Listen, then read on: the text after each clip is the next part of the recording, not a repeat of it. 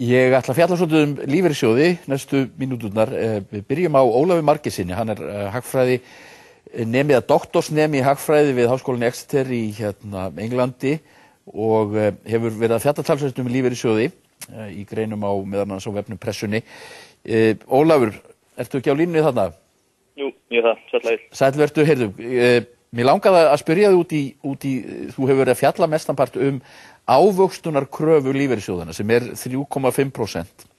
Og fólk gerir sér kannski ekki grein fyrir því hvað þetta stórt mál, en þú fullyrðir beinlínis í grein sem þú skrifaðir daginn að lífeyrissjóðakerfið sé hrunið. Já, ég lýsti því við svokallað Ponzi píramídasvindl, þar sem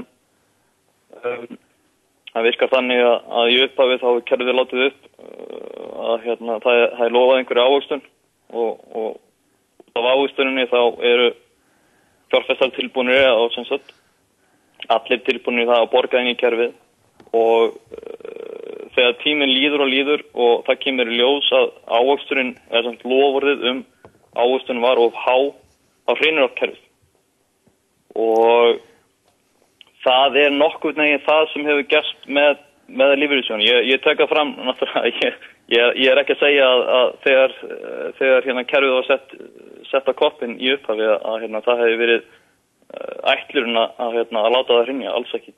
En því miður þá gleymdist bara í öllum hamgangjunum að athuga það hvort að kerfið verið sjálfbært og því miður þá það bara ekki. Þú talar og líkir þessu við píramídasvindl. Já, píramídasvindl þannig að eins og ég sagði að fyrstu fjárfestarnir þeir fá sína himinháu vexti af því að nýjir fjárfestar eru alltaf að borga inn í kerfið.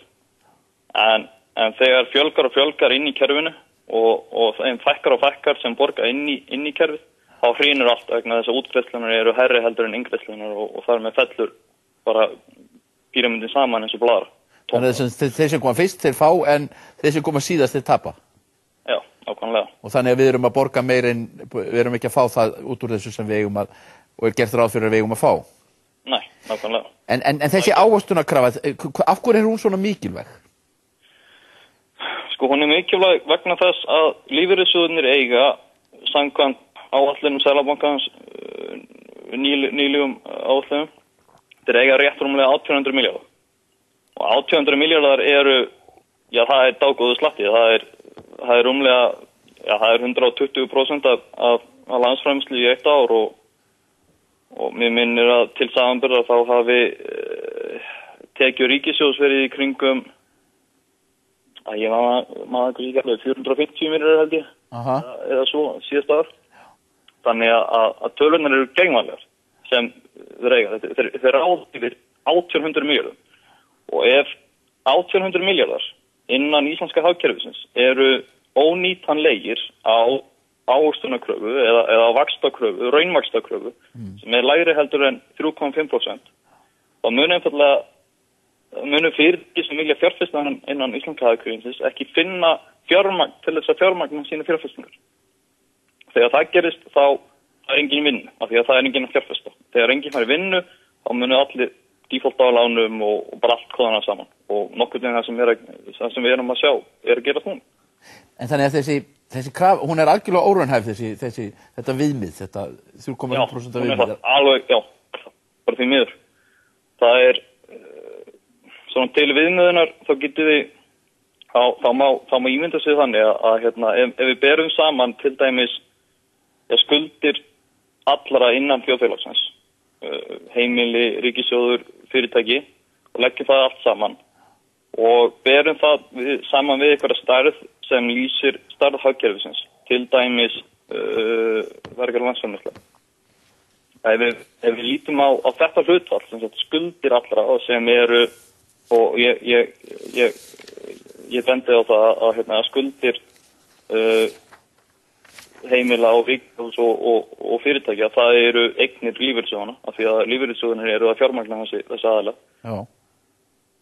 Ef hagkerfið aðeins að þenjast út hlutfall sem lægra heldur en 3,5%, það að hagvöxtur lægri heldur en 3,5%, þá mun það aldrei gerast að hlutfallið skuldir móti landsframleiðslu muni draga saman. Af því að það er lágmark á skuldunum, þau munu alltaf þenjast út 3,5%. Það krafa það að skuldina munu bera vexti það 3,5%. Og ef landsframleiðslan vex ekki hraðar heldur en 3,5%, þá mun einfaldlega kerfið hrynja saman. Og landsframleiðsla í síðustu 25 ár hefur ekki verið nema að meðaltali 2-3%. Og þetta fyrir utan bóluhagkerfið sem átti sér stað eftir 2023. Þannig að það þarf að endurskoða þetta kerfi. Alveg klárlega. Þakka þér fyrir, Ólafur. Við heyrum kannski síðar í þér í þættinum í eigin persónu, það verið gaman.